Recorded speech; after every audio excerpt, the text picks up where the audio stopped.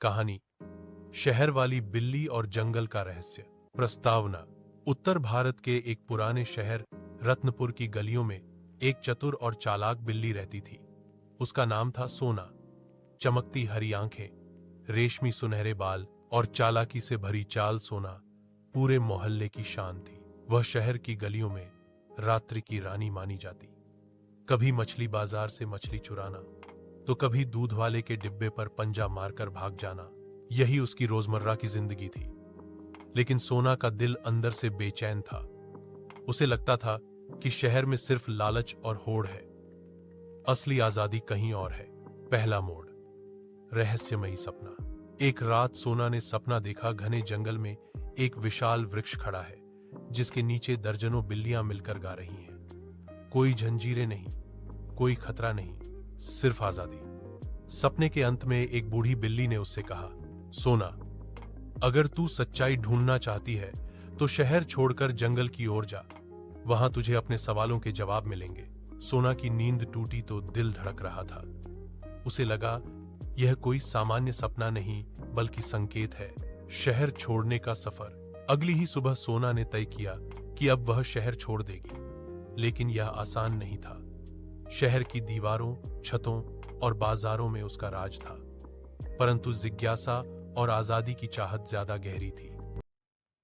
रात के समय जब पूरा शहर सो रहा था, सोना एक पुराने रेलवे ट्रैक के सहारे जंगल की दिशा में निकल पड़ी।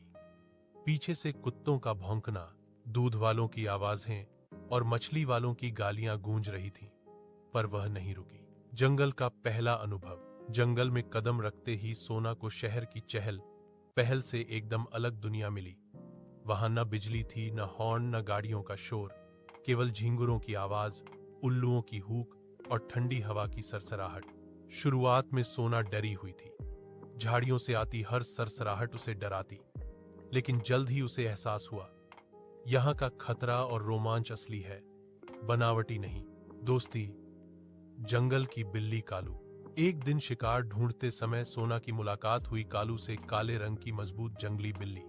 पहले तो दोनों ने एक दूसरे पर गुर्राकर हमला करने की कोशिश की, पर कुछ ही देर में समझ गए कि वे दुश्मन नहीं। कालू ने सोना को जंगल के नियम समझाए।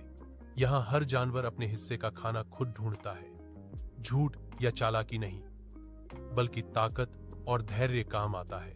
जंगल में कोई मालिक नहीं होता। सोना को यह सब सुनकर हैरानी हुई। शहर में तो इंसान ही मालिक थे और बिल्लियां सिर्फ बचने और चोरी करने में माहिर। खतरा। शिकारी और कुत्तों का दल। एक शाम जब सोना और कालू नदी किनारे घूम रहे थे, तभी इंसानी शिकारी अपने शिकारियों वाले कुत्तों के साथ जंगल में आया। कुत्तों ने दोनों को देख लिया और पीछा करने लगे। शहर में सोना कुत्तों से छतों पर चढ़कर बच जाती थी, लेकिन जंगल में खुले मैदान में भागना मुश्किल था। कालू ने उसे चीख कर कहा, पेड़ों पर चढ़ना सीखो, वरना यहां जिंदा नहीं रह पाओगी। सोना ने पूरी ताकत लगाकर एक पेड़ पर छलांग लगाई और जैसे तैसे शाखा पकड़ ली। नीचे शिकारी कुत्ते भौंकते रह गए। यह पल उसके लिए सीख थी, शहर की चालाकी से ज्यादा जंगल की ताकत जरूरी है। रहस्य।